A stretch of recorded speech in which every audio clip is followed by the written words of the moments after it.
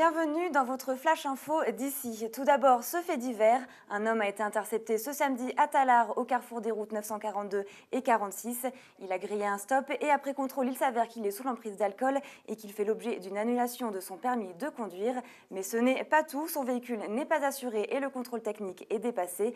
Le conducteur, âgé de 39 ans et habitant de Tallard, avait déjà été verbalisé pour alcoolémie il y a un mois. Il est convoqué devant la justice en février. Et puis, autre histoire insolite, le télésiège de Chailleul bloqué par des papiers.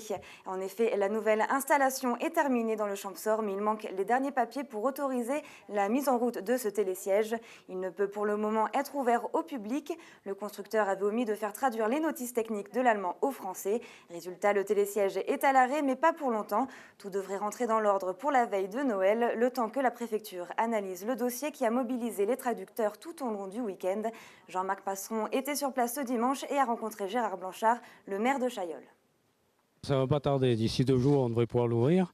Il y a eu un petit problème avec les documents administratifs, mais en principe d'ici mardi tout devrait être rentré dans l'ordre. Le bureau d'études, le cabinet Eric va travailler tout le week-end pour faire la transcription de l'allemand au français, de tous les documents nécessaires. Et je pense que tout devrait être prêt pour demain et mardi, on devrait pouvoir ouvrir l'appareil. On rassure les autorités, on est assis sur le télésiège, mais il n'a pas démarré tant que la traduction n'est pas faite. Elle sera faite d'ici mardi. Et ce télésiège de Cloche-Nue pourra commencer sa vie et la station Chailleul profiter de ce nouvel équipement. Dernier dimanche avant Noël, les magasins de la préfecture étaient ouverts pour le dernier rush avant le réveillon. Les rayons des enseignes étaient pris d'assaut et les derniers cadeaux ont été achetés avant le jour J. Écoutez Gilles, un habitant de Tallard venu profiter de l'ouverture à Gap pour finaliser ses achats. On n'est pas en retard, mais bon, on se prend juste au dernier moment, histoire de finir les cadeaux avant la Noël. Là, on a fait le tour, c'était la dernière achat aujourd'hui. On va attendre mardi soir tranquillement et puis voilà, avec le beau temps. La pastorale du groupe Le Pays Gaveau a rempli à craquer le CMCL de Gap ce dimanche après-midi. Beaucoup de spectateurs sont venus admirer le spectacle mis au goût du jour dans un esprit décalé. Écoutez Raymond Hainaut, membre de la pastorale. La pastorale, c'est une tradition. Il y a beaucoup de pastorales en Provence et nous autres, nous avons décidé d'écrire la nôtre et nous écrivons notre pastorale tous les 2 ans. Nous changeons même toutes les années en ce moment de cursus. La dernière fois, nous étions dans la vigne, c'était les vignerons, et cette année, c'est au bistrot. Alors la première partie se passe au village, dans le bistrot du village, et c'est là que les bergers viennent annoncer la nouvelle pour avoir en deuxième partie une crèche.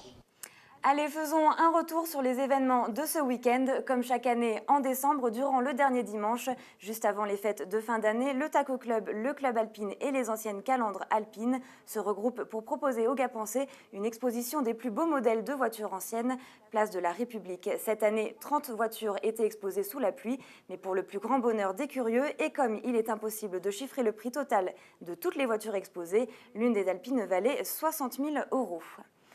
Et puis, un succès comme toujours pour la crèche vivante de Chauffaillé, une tradition qui perdure et qui émerveille chaque année. Un reportage de Robert Caillol. Ce samedi soir avait lieu la 6e édition de la crèche vivante de Chauffaillé, une coutume locale datant de plus d'un demi-siècle.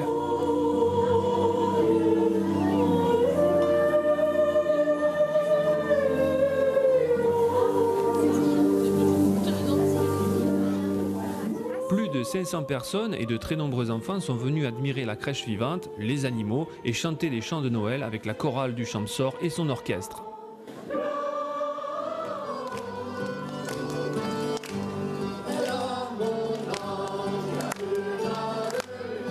Pour Josiane Barban, présidente de l'association Tradition en Val-Godemar, c'est une tradition qu'il faut perpétuer.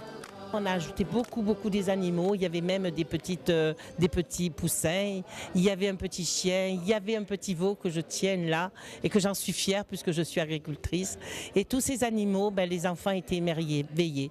Moi, les yeux des enfants, c'est quelque chose de très cher à mon cœur. Et aujourd'hui, je voudrais que les jeunes reprennent le flambeau dans les années à venir et on transmettra nos racines et on leur donnera nos vraies valeurs.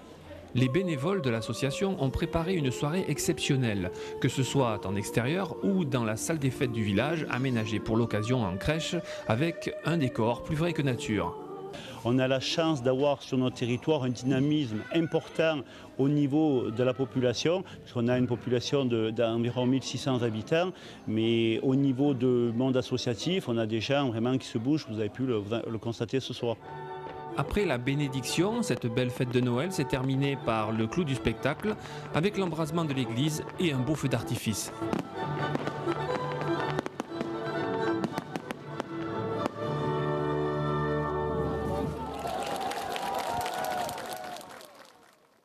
Voilà, vous êtes à jour de l'actualité d'ici. Maintenant, place à l'actualité nationale et internationale. Et c'est avec Gaël Lechemin.